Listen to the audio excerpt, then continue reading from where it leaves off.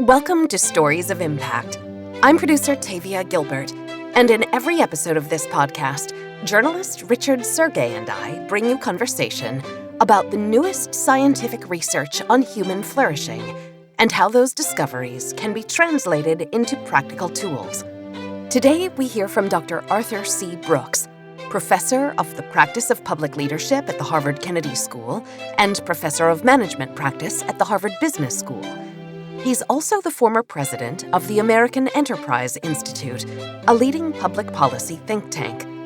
You may be familiar with Brooks from his work as a writer. He's the author of 11 books, including the national bestsellers Love Your Enemies and The Conservative Heart, a columnist for The Atlantic, host of the podcast The Art of Happiness with Arthur Brooks, and the subject of a 2019 documentary, The Pursuit. In this fascinating interview, Brooks discusses democratic capitalism, why the bottom 30%, those historically shut out of economic opportunity in the United States, are our country's greatest untapped assets, and the gift of a pen from the Dalai Lama. But we'll begin the conversation with Brooks as he describes discovering a passion for economics nearly 3 decades ago, when, in his late 20s, he was ready to move on from a long-time professional career as a French horn player in the U.S. and Spain. As Brooks began to explore various college courses he might pursue, what really caught my imagination was economics. This was just sort of mind-bending stuff. I'd never heard anything about it from when I was a kid. There was no interest in commerce or economic issues from my childhood at all. My dad was a professor of mathematics, but I didn't know anything about business. We never talked about it. But when I took a required economics course for the first time, it was like the scales falling from my eyes, because I realized for the very first time that the free enterprise system had pulled billions of people out of poverty. This was this revelatory fact that, I had never apprehended that. I just thought, like everybody else does, that capitalism is good for making rich people richer and doesn't help the poor very much. But the truth of the matter is very clear when you understand economics for the first time, that since 1970, 4/5 of worldwide starvation has been eradicated because of things like free trade and globalization and property rights and the rule of law and just the basic culture of entrepreneurship that came out of an understanding of the private enterprise system. That was a set of facts that changed my life. I studied that and I thought, I want to dedicate the rest of my life to this. I really cared a lot and care a lot still today about poverty and how we can eradicate poverty. I think that's our duty, our obligation, even our privilege to look at the least of these, our brothers and sisters, and say, what can we do to lift them up so they can lift themselves up? And I found the Rosetta Stone, which was the American free enterprise system spreading around the world after 1970 that had pulled billions of my brothers and sisters out of poverty. And still, most people don't understand that. So I thought, this is what I'm supposed to do. I'm supposed to look at this and study this and understand this and help other people to understand that. So I quit music and I went to get my PhD, as a matter of fact. And I finished my PhD and became an economics and public policy professor. And did that for 10 years and then felt it's still not enough. It's not enough. I want to glorify God and help others by spreading this message even further, how the free enterprise system can reach to the periphery of society and lift people up. And so I left academia and I came to the American Enterprise Institute, where I've been president for the past 10 years. And finally I can really live my mission. Brooks can see a clear link between his past pursuit of meaning and purpose as a professional musician and his long career pursuing and sharing meaning and purpose as an economist. Bach made me into an economist. When I was a musician, my favorite composer was Johann Sebastian Bach. And he said, this is what really had a big impact on me, not just his music, but his philosophy. He was asked near the end of his life why he wrote music. And he said, the aim and final end of all music is nothing less than the glorification of God and the refreshment of the soul. I left music because I couldn't say that. And finally, as a free enterprise economist, I can answer like Bach. Brooks calls from history another artist's contemplations that guide his thinking about the higher calling of economics. The last line of John Keats's Ode to a Grecian Urn, which he wrote in, I think, 1810, is that truth is beauty and beauty truth. That's all ye know on earth and all ye need to know. The truth of the matter is that there's a seamless garment between the beauty that we find around ourselves, the beauty from the arts and music, and the truths that can actually lift people up. What we have to find is that seam between them and obliterate it. So I feel like I'm doing the same thing I did in music, but better. Because now, when I talk about these things, when I talk about the concept of solidarity and global brotherhood and how we can actually use systems that work while we sleep to lift each other up, I think it does refresh the soul of other people.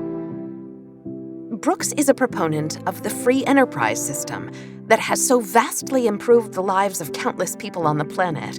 But he uses different language to define that system. A shorthand for the system that we love in the United States and that we've been trying to promote around the world is democratic capitalism. That obviously has two parts to it, the democratic part and the capitalism part. The capitalism part basically talks about the beauty of private markets and individual initiative to create explosive value. It's not fair to say that radical or exclusive capitalism does that. The free enterprise system is a little bit different because markets can fail. We need regulation and we need government. But as a shorthand, we call that capitalism. The democratic part says that we as citizens in free societies should have a voice.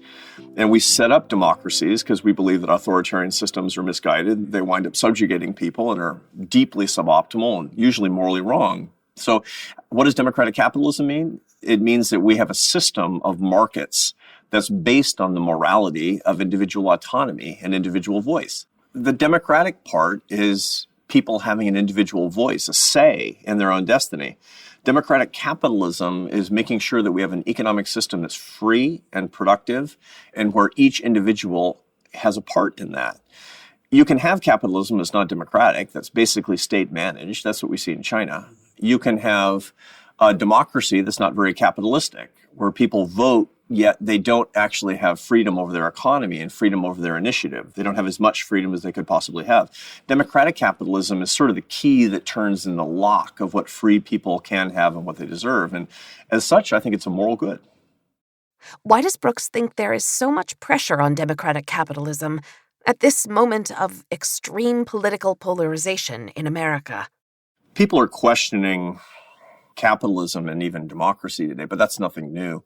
What we've found is that in moments of real hardship, particularly economic hardship, where economic growth is not even throughout the population, where most of it's occurring at the very top of the income distribution, that people in a population, they start to question the very system in which growth could occur.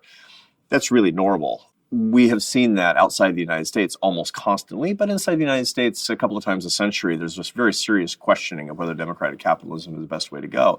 That follows on typically a financial crisis, and this is no exception. The financial crisis of 2008, 2009, it led to a deep recession, of course, but the real problem was not the recession. It was when the growth came back, it was not symmetrically distributed. The bottom 80% of the income distribution got 0% income gains over 10 years. That's hugely problematic because people are saying, the system is not serving me. So what should we do? Maybe we should consider alternatives. Some people, the most radical, would consider alternatives to democracy. And a lot of people, reasonable people, would say that capitalism is simply not distributing the benefits widely enough and fairly enough. And so the result is that we have an obligation, those of us who are proponents of the democratic capitalist system, to make sure that free enterprise is distributed, is shared all the way to the periphery of society better. What does Brooks see as the upsides and the downsides of democratic capitalism? Democratic capitalism is a great system for people that believe in themselves. It's a great system for people that want to live at the frontier and see life as kind of an adventure. It's a quintessentially American system insofar as that this is a country of immigrants, of outsiders, of basically ambitious riffraff. You know, people don't come to the United States or traditionally have not come to the United States as gentry, as landowners, as rich, fancy people. They come here because they want to make their way. Well, what do you need to make your way? You need market systems that reward merit, and you need democracy such that people can express themselves and are not held down in the political system. It's the perfect system for the American ethos, effectively. The downside is that, in fact, it can penalize people if we don't understand that accompanying the democratic capitalist system, we need a safety net. We need morality. We need rules that govern our behavior, and we have to remember that there are the least of these in our society that may or may not be able to compete economically in the wild west of pure capitalism such as we understand it. So the threats that come from democratic capitalism can and should be attenuated by the systems that we build on the basis of our individual morality. One long-held critique of the social safety net is that the American welfare state has grown too large, is too all-encompassing, and that people are not being moved out of that welfare system into entrepreneurship. Does Brooks share those concerns? The welfare system in this country has taken a mistaken turn, not on the basis of bad intention. But when we go back to the mid-1960s, when the American welfare state really accelerated, it was based on the idea that people deserved dignity and that doles, as they were called in the day by Lyndon Johnson and the head of his War on Poverty, Sergeant Schreiber, that doles would corrode the individual soul. The problem is that that's exactly what happened. The American welfare state turned itself almost entirely to helping people, which is great, but it cut into the ability of people to be needed. In other words, it took poor people and turned them into charity cases. And you wouldn't make a charity case out of your worst enemy. You certainly wouldn't do it to your own child. You wouldn't say to somebody who's falling behind, you're nothing but a charity case. That's an insult. Yet that's effectively how the American welfare system has treated people at the margins of society. And in so doing, it's demobilized them by telling them you're not necessary. There's no greater indignity than not being needed. The wrong turn that we took was that it obviated the need for a whole class of people such that they were liabilities to manage in the economy and in society, as opposed to assets to develop. Anybody who has a business has both assets and liabilities. Assets can be really expensive to manage, but you develop those things because they're, in the long run, something that you need. Liabilities you'll manage, you won't necessarily get rid of them immediately, but you will get rid of them as soon as you can. When people are treated like liabilities instead of assets, you're going to get predictable results. These results are going to be dysfunction and despair and long-term unemployment and a lack of ability for people to have a sense of their own dignity. That's ultimately the wrong turn that our welfare system took. And in that, we see the seeds of how it can repair itself, how we can repair it as Americans. We have to remember that there's nothing wrong with the safety net. I believe that all of us should declare peace on the safety net. But the safety net should always require that we remember that everybody's an asset to develop in our society and that we need these people. There are so many cases of this. This year, 600,000 people will come out of prisons in the United States. They'll have an approximately 70% unemployment rate, and 50% will be reincarcerated within 24 months. What a waste. What a waste of human capital. In point of fact, we need these people to work in our economy, to be productive in our economy, to be good citizens and to be good parents and be good spouses. To throw that away is an indignity that they will suffer, but it's a cost that we'll all bear. So what does Brooks see as the way forward, especially in a society that is moving rapidly, but at political loggerheads? We need a couple of different things. Number one, we need a new consciousness of what's going to save our country. And the second is we need unifying leaders. So let's start with the first part. American entrepreneurship, particularly tech entrepreneurship, has been incredible in increasing productivity. It's just been amazing how productivity has been enhanced. You and I have computers in virtually every device that we use, but the personal computing at our disposal has increased our productivity by orders of magnitude. It's unimaginable. We have the effective creativity and intelligence of Leonardo da Vinci, and it's just been simply because of what we have at our disposal, simply with search engines. It's extraordinary. The problem is that the productivity advances from relatively recent tech entrepreneurship have been disproportionately concentrated in the top 10% of the income distribution. You can't do that forever. I don't know about you, but I'm maxed out. I can't be more productive. The people in the top 10% of the income distribution simply can't drag the cart any faster. At the same time, the bottom 30% of the income distribution has largely been left behind in productivity enhancements. We see the downside of this all the time. We see populism and we see despair and we see people that are repudiating a lot of American ideals that we took for granted. But that's actually not the way we should see it in its entirety. On the contrary, we should see that as an opportunity. If we could actually crack the code of trying to enhance the productivity and opportunity of the bottom 30%, then the increases that would come from that would literally save our country. I believe that only the poor can save America, but it's going to require American entrepreneurial acumen and creativity and deep thinking to help make it so. The second thing that is really important is unifying leaders. When you see a period of relative despair, that's usually an easy opportunity for dividing leaders. Why? Because they're political entrepreneurs that are conventional. They see demand out there for leadership that divides people and is negative and pits American against American. That's really easy to see when people are competing over scarce resources. They're more likely to put their hand in somebody else's pocket and to discriminate and even to blame an outsider for the despair that they feel. And so leaders come along, and as conventional entrepreneurs, they meet that need. The key thing that we need are unifying leaders who are more visionary political entrepreneurs and leaders across the economy. People who say, look, right now there doesn't seem to be a demand for unity in this country where we band together to lift each other up, but I can create that demand curve. And in key points in American history, visionary entrepreneurial political leaders have come along with unity at a time of division and have really knit the country back together. I think that's what we need today, and I think we can get it. Who does Brooks point to as examples of such visionary entrepreneurial leaders? Leaders who united the country. Ronald Reagan, Franklin Roosevelt, different parties, of course, but both of them were visionary entrepreneurial political leaders that in a time of division answered with unity, and we need it again. There is a deepening sense of political polarization in our society that has raised a specter of fear that hasn't been so threatening in 50 years or more, maybe since the Great Depression. What is Brooks' analysis of that? America does have not a historic, but a pretty high level of polarization by recent historical standards. And there's a lot of good research on this. You find that the two political parties have less in common, that people who identify with one party are more likely to be hostile to the other.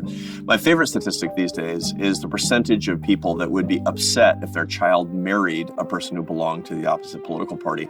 Historically, it's about 6-7%. Right now, it's about 30%.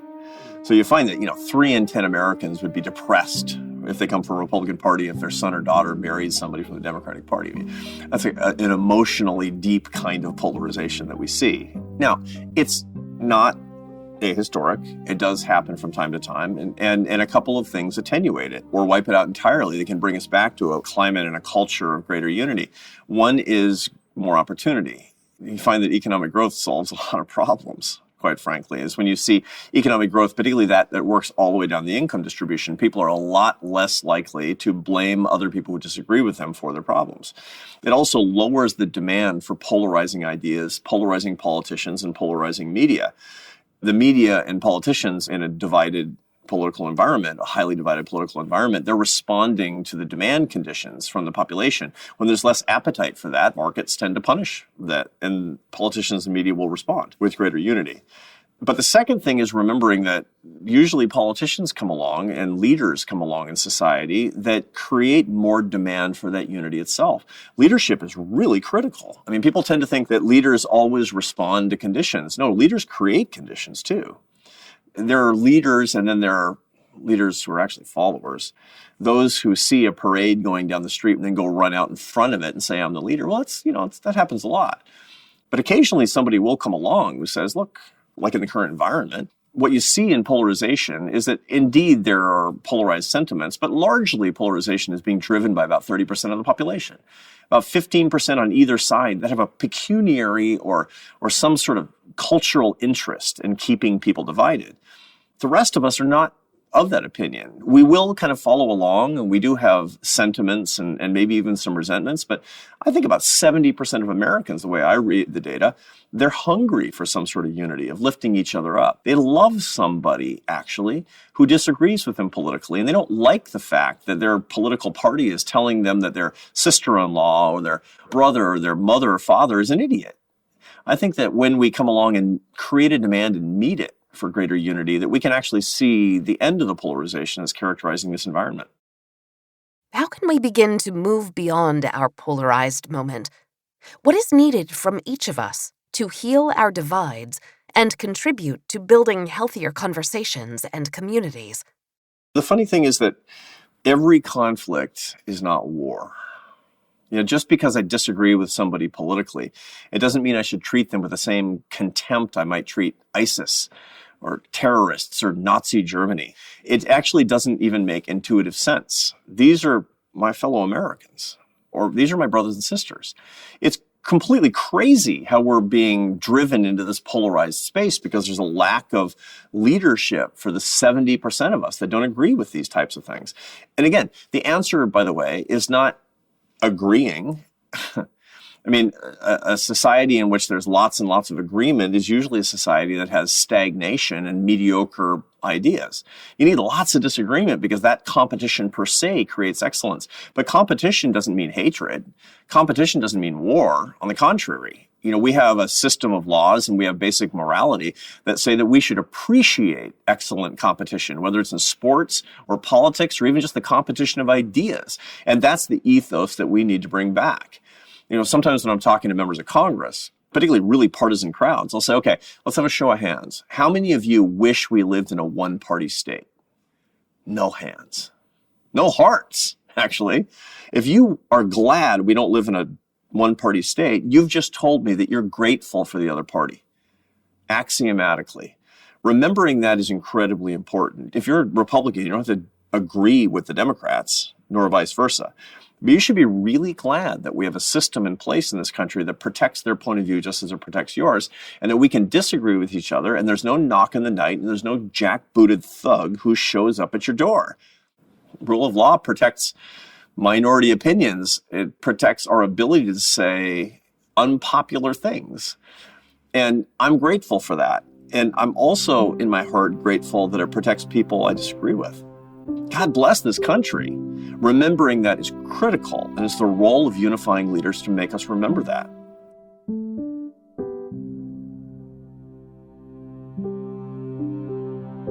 Nearly 60 years after Lyndon B. Johnson launched a war on poverty, where are we? Have we made any strides? The war on poverty was intended to be just that. It was not supposed to lessen poverty. It was not supposed to make poverty more bearable. It was supposed to make poverty more escapable and indeed to make it rare. Those were the goals of the war on poverty. On that face, it's not been a success. I'm sorry to say. We've spent about $20 trillion since 1964, but that's the least of it. We're a very rich country and we can afford to do that. The real problem is the percentage of people that are still in poverty. Ever since that time, it's hovered around 15%. The problem is that poverty has not been meaningfully lessened. How can you go through 50 years and tens of trillions of dollars and opportunities wasted and still have this percentage of the American population in the greatest country economically, socially, democratically in the history of the world that still can't earn their success? Here's the human tragedy. Here's the problem. Poverty today, and this is the great indictment of the war on poverty, is not as hard as it used to be. If you go to towns in Appalachia or marginalized neighborhoods in America's cities or the Rio Grande Valley and places where immigrants have not been able to get a foothold in the American economy, you're still going to see running water. You're going to see electricity. These are advances. You find that the average person in the 10th percentile of the American economy today, which is to say poor, has more square footage per person as the average middle-class family in 1980. There's been material progress. The problem is that there's not progress. There's not enough progress with respect to opportunity. A real war on poverty doesn't say, I'm going to make it easier on you materially to be poor. It's going to make poverty more escapable. That's the way you morally score a war on poverty. And using that rubric, we haven't succeeded.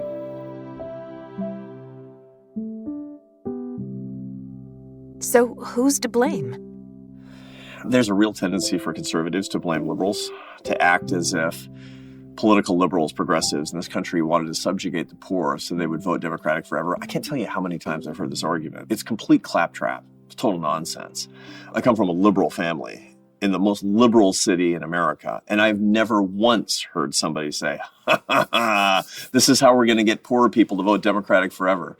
On the contrary, there was a good faith effort put forward to lessen the severity of suffering and indeed to lift people up. It's just the execution has been deeply flawed in this. What we need to do as a society is not to cast blame on one political side or another, where the right talks about the subjugation of the poor and the left talks about the stinginess of the right. It's really unhelpful.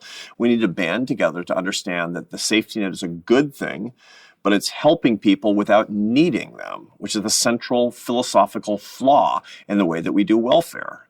We should not necessarily spend less. In the competition of ideas, that's what we should adjudicate, and no side is axiomatically right. But we must change the philosophical center of how we administer and how we understand welfare in this country. It has to be focused on work. It has to be focused on dignity. It has to be focused on communities and on families and making sure that people can pursue their values in the context of the traditional family values and the sanctity of work that brings dignity to every individual. And until we do that, we're simply not going to make the kind of moral progress that was promised by Lyndon Johnson in 1964. So what's the solution? How do we create opportunities for more people? There are a number of things that we need to do as a practical matter. The first is that welfare should require work. Not because it's efficient or that we want to punish people with work. It's a very interesting thing that I see is the one thing that right and left often agree on is that work is a punishment. So I'll hear liberals saying, don't punish people by making them take these low-wage jobs. And conservatives will say, we're going to make them work for their welfare as if it were some sort of terrible punishment. That's them agreeing that work is a punishment. It's not. Work is a blessing. And finding and administering a welfare system that expects work in return for support from the state, support from fellow citizens is a just thing to do. And indeed, it's a humane thing to do for people. That's first. The second thing that we need to do is to remember that economic growth creates opportunity. It's a problem in this country that we have an economic system where growth is always slowing, never rising. It's been decade after decade that we have, in general, lower rates of economic growth. Economic growth is one of the great reasons that we went from a country that was largely working class and lower middle class to one that is much more prosperous. It wasn't anything having to do with the welfare system. It was everything having to do with entrepreneurship and opportunity and initiative and especially economic growth. It was the rising tide that indeed has lifted all boats. And we need more of that. We need more policies that bring business to the United States, that create incentives to start organizations that create economic value and that indeed create jobs and opportunity for people at the periphery of our society. And the last thing that we need to do, and this is the most important, is to create more human capital so that people are more productive and are more necessary to the economy. You can't fake that. You can't fake whether people are needed by corporations by subsidizing wages. They'll be needed or they won't be. They'll create value in the workplace or they won't. And the main thing that's holding people back in the bottom quarter of the income distribution is a lack of human capital. It's a lack of skills. And the reason that we have a lack of skills is because we have an entirely inadequate education system to meet modern America. It's interesting that people will say, well, then we need to push more people into college. And that's nonsense too. The college for all mentality has held back poor people in this country because it's actually not gotten people ready for the skills that are largely unfilled in this country. There are somewhere between 5 and 10 million unfilled jobs. Most of them are jobs that require blue-collar skills. The problem that we have in virtually every community in America today is that we don't have enough people with vocational and technical skills to fill these jobs. If you live in a major city, try to get gutters put on your house. You'll wait 6 weeks because nobody knows how to do these things. If you're on a construction site, you have an actual incentive to hire illegal immigrant labor because very frequently illegal immigrants in this country have blue-collar skills that Americans don't have. We need more vocational and technical education. We need more apprenticeships. We need more shop class. Most importantly, we need a culture that says that real skills, particularly beyond high school, are what people need such that they can lift themselves up to earn their success, to earn their chunk of the American dream without being on the dole, where, as Lyndon Johnson reminded us, there just isn't enough dignity. Is this truly a mission that can be accomplished? What would it actually take? This is absolutely a mission that can be accomplished. Look, there's nothing that the United States has failed to be able to do so far with respect to American opportunity. We just have to set our minds as a national project to this. And this is a great opportunity at the moment. We have both political parties that are more populist, and that always seems like a threat, or it seems like something we need to eradicate, but that's not right. Populism is always an opportunity which has turned the American attention to people at the margins. Now, you can use it as a sort of a ghastly metastasis of American democracy where whatever the average voter thinks becomes right and where leadership is abdicated to common opinion. But that's not necessarily what has to happen. When people are focused on the dignity and the plight of people who are mostly at the margins and people who have been left behind, that sort of populist sentiment can and should be turned toward making sure that we have greater opportunity. Now we're going to have a competition of ideas on this. People on the left are going to talk about more income distribution and more taxation of wealth. I understand that. And people on the right are going to talk more about work and more about growth and more about business creation. But that's exactly the kind of competition of ideas that we need, is to say, what are we trying to do to create more reliable opportunity for the people who are being left behind? And when we turn our national attention to that with unifying leaders that want to find common solutions, I think we can solve the problem. Is it possible that we must accept some amount of poverty simply as the cost of doing business as we know it? I think that defeatism is unwarranted. And the reason I think that simply thinking of 15, more like 25% of the population as a cost of doing business is ignoring a tremendous resource. What we need to do is to shift our thinking away from trying to help the bottom 25% toward saying that bottom 25% needs to help us. That's real American thinking. See, what entrepreneurs do is that they go into a community and they look at what everybody else is saying is a shame, is a tragedy, is a need that's being unmet, and they go, ha, big opportunity. You know, an entrepreneur goes into a community and people are saying, there's no good bars and restaurants around here. The entrepreneur says, opportunity, right? Or a social entrepreneur hears people complain about crime and drugs in a neighborhood, and they say, that's an opportunity to do good. Well, social entrepreneurs, political entrepreneurs should look at the fact that we're all talking about the fact that we're kind of pulling 25% of the American population in the back of the cart as this huge opportunity to save our country. People that are being pulled in the back of the cart, they don't want to be pulled in the cart. Everybody wants to earn their way. I realize that some people will make suboptimal decisions. Some people will be in cultural circumstances that seem really, really dysfunctional. But I met a lot of different people. I've met people who are rich and people who are poor. I've met people in all different parts of the country, people who don't speak English, from people who are immigrants, people who have been 3 generations living in public housing. I've never met anybody who says, you know, being poor and dependent is just awesome. I just love it. Why? Because we all want a sense of our dignity, and dignity comes from working, from being generative, from being creative. That's where it comes from. Again, when you don't see those opportunities, you will take the dole. I get it. If I didn't see opportunities and my family were hungry, I'd take the dole too. So when we see the fact that Americans of all different stripes, of all different circumstances, they really do want to earn their success, then an entrepreneurial population with entrepreneurial, visionary, unifying leaders will say, that's not a tragedy. That's not a cost of doing business. That's the biggest opportunity that's come along in American history. And in point of fact, I think that if we stimulate that, it can be the source of American growth and make this the new American century. Why are the concepts of meaning, purpose, and dignity so important in understanding one's work or one's life? There's a lot of social psychological research on how work affects people. You find that one of the biggest predictors, especially among men, of suicide is unemployment. You find that depression virtually always follows people losing jobs. It's grim to not be needed in the workforce. And work is a source of dignity for people as such. It doesn't just avoid bad things, it brings good things. There's nothing that's more satisfying to people's lives than being needed.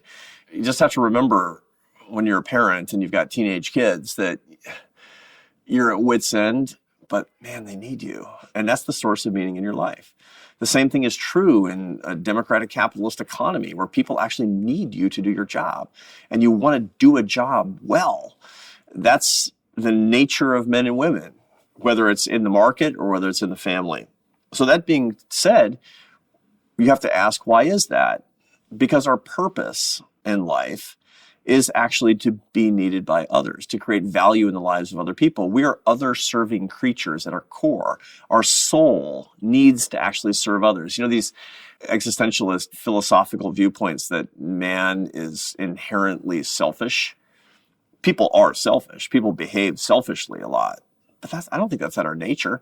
Our nature is to serve by creating value. And that's where we get our sense of pride. That's where we get our sense of meaning. That's how we know who we are.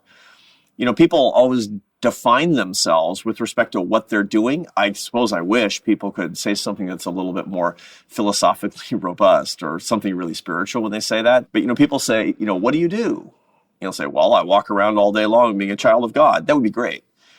But what you always say is something about what you do in your job, because that's the sense of meaning and pride in your life. Everybody deserves that. It's crazy that our national objective is not giving that to more people, because in so doing, we would lift them up and they would lift us up.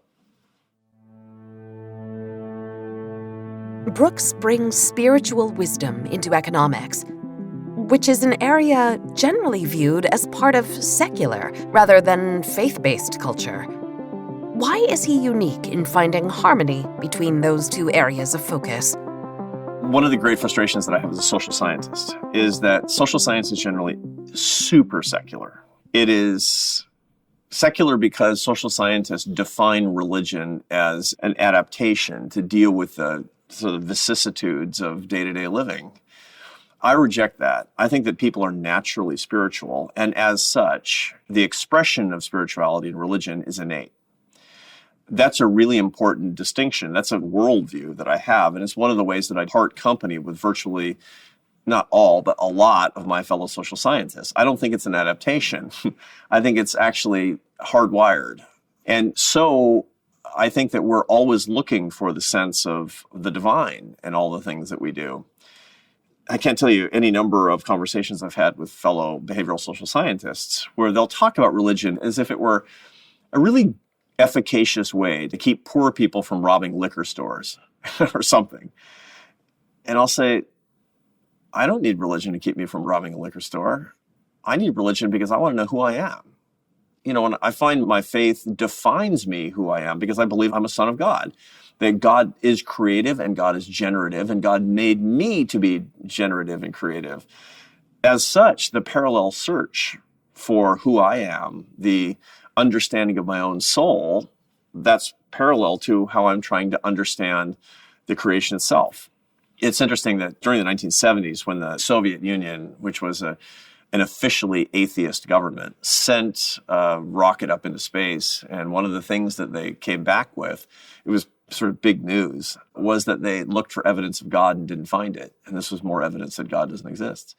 So what's the problem with that?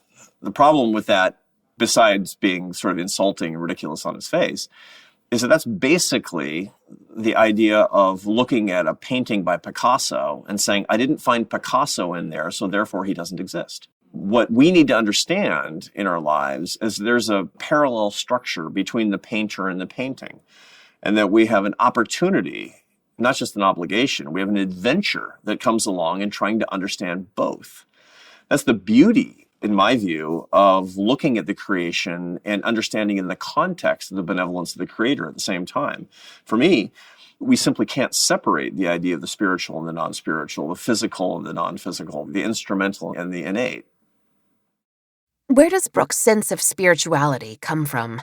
I grew up in a Christian home, although I had my own path, like everybody does. One of the important things for people of faith is always that they have to understand their faith journey in the context of their own deep thinking. As a Catholic, most Catholics spend time in mental prayer, which the Buddhists call analytical meditation.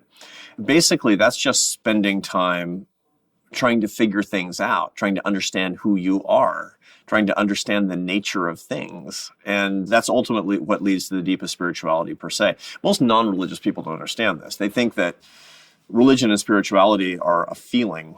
And if you don't have that feeling, you can't take the action. Religious people understand that that's wrong.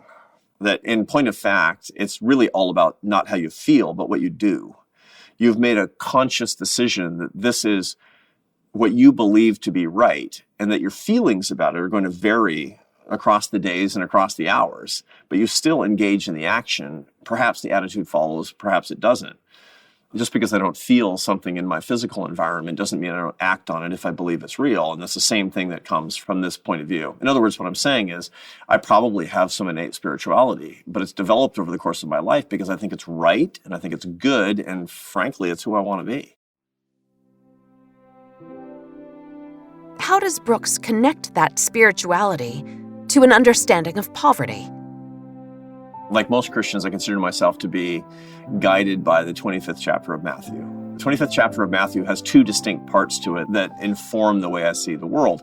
The first is in the 14th verse, where it is the parable of the talents, where there's a moral good to using what God has given you, and it's deeply immoral. It's wrong to squander the resources that God puts at your disposal, and some people have more resources than others. And therefore, those who have more resources are expected to do more with those. That's an important insight to spiritual people who also believe in free enterprise, actually. The 40th verse is what we quote even more of the 25th chapter of Matthew, which is, "As you did for the least of these, my brothers and sisters, you did for me." And what Jesus Christ is saying in this chapter is not, you should go help poor people. It's good to help poor people, but really what he's talking about is the cosmic unity of all people to each other and all people to God. As you did for the least of these, my brothers and sisters, you did for me. He's saying the poor, they're me. The poor, they're you. That cosmic unity is incredibly important for understanding that it's not just alleviation of poverty, because poverty is uncomfortable, alleviation of poverty because we can, because we're rich, but because they are us. And all we're doing is that we're being one with each other. That's a much more profound understanding of what poverty is and how we should act toward it.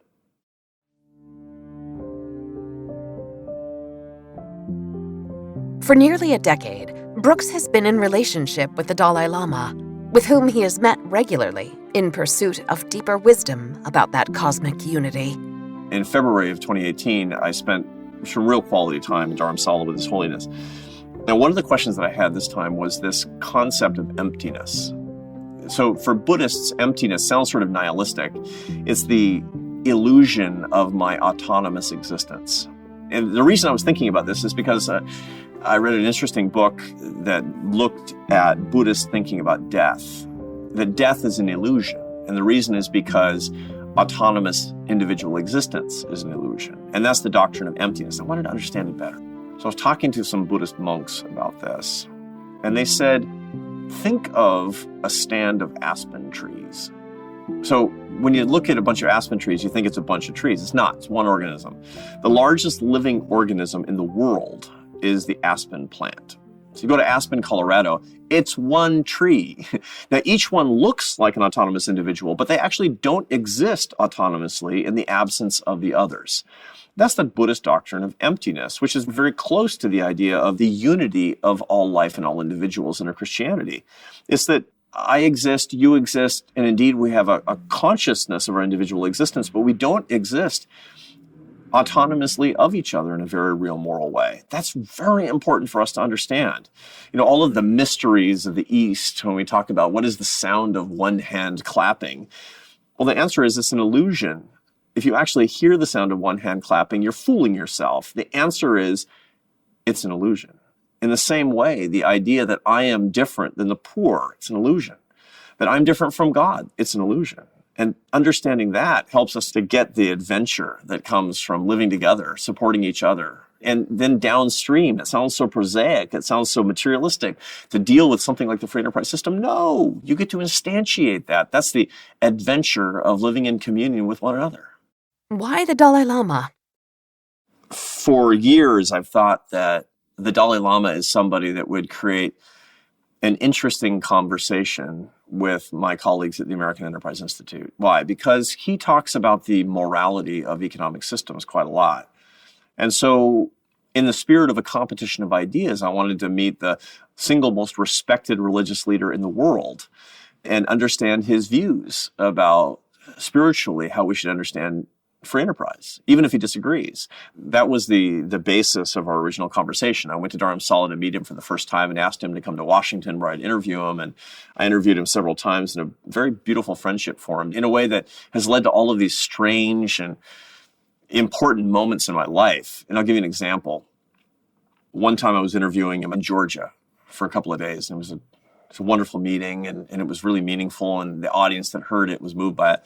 And he was leaving early in the morning the next day after our event at 6 o'clock in the morning, and he was giving me a blessing. And we'd worked together several times, and he said, you're my friend, and I want to give you something, but I don't own anything.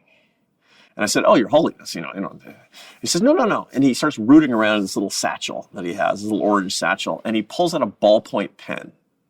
And he gives me a ballpoint pen. And I'm holding it like the Holy Grail, And then he left, and I thought, what am I going to do with my Dalai Lama ballpoint pen? And so I put it in my briefcase, and I carried it around for a year. And I didn't ever use it.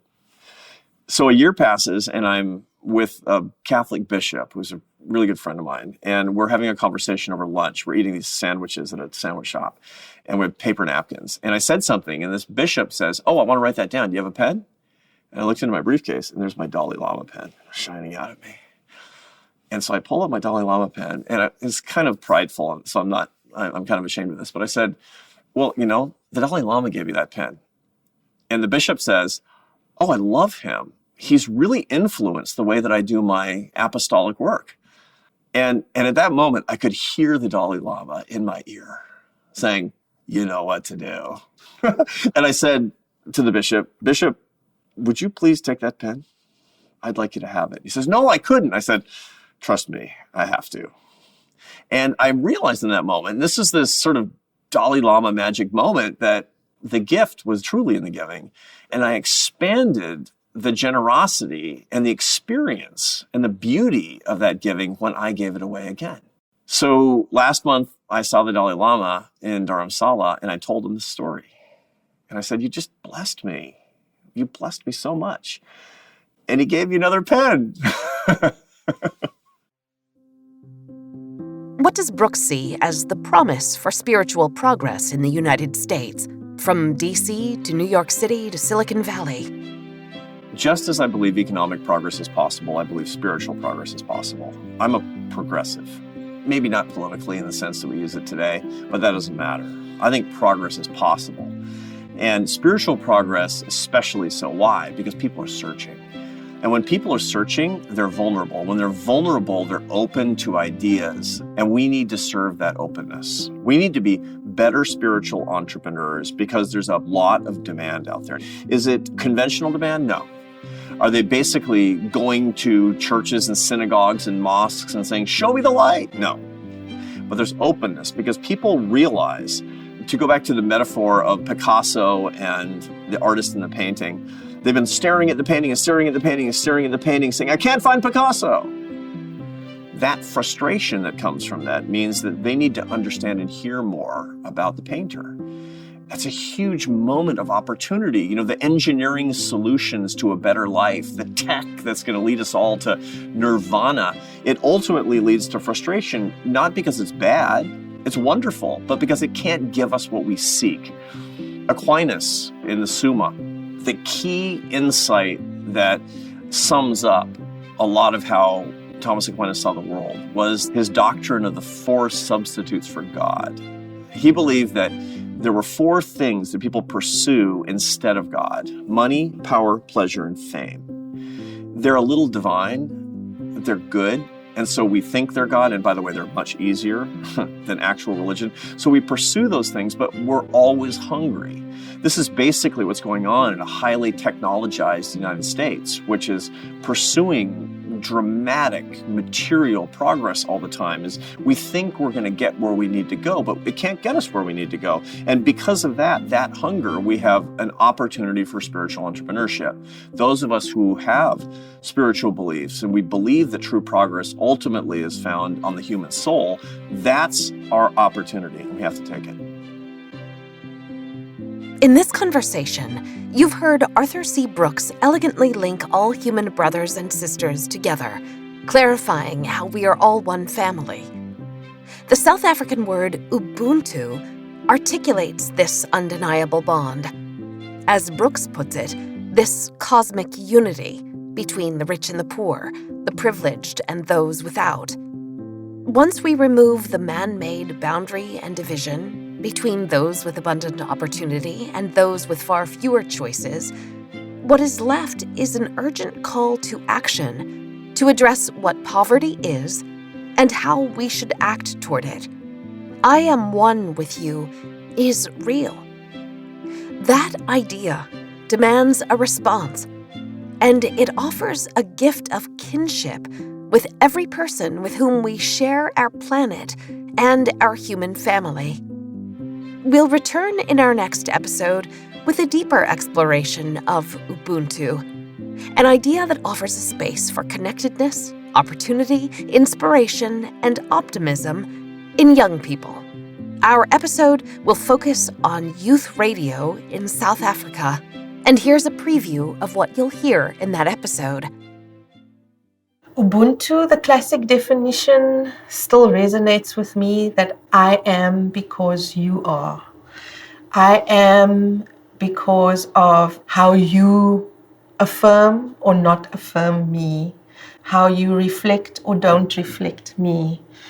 And Ubuntu is about that practice of humanity. It's about the practice of acknowledging that we are in this together and that we don't exist without each other. Ubuntu is described as an African philosophy and an African practice, but I think we can see its resonance in all kinds of communities across the world. That was Nina Callahan speaking about the value system behind the Children's Radio Foundation.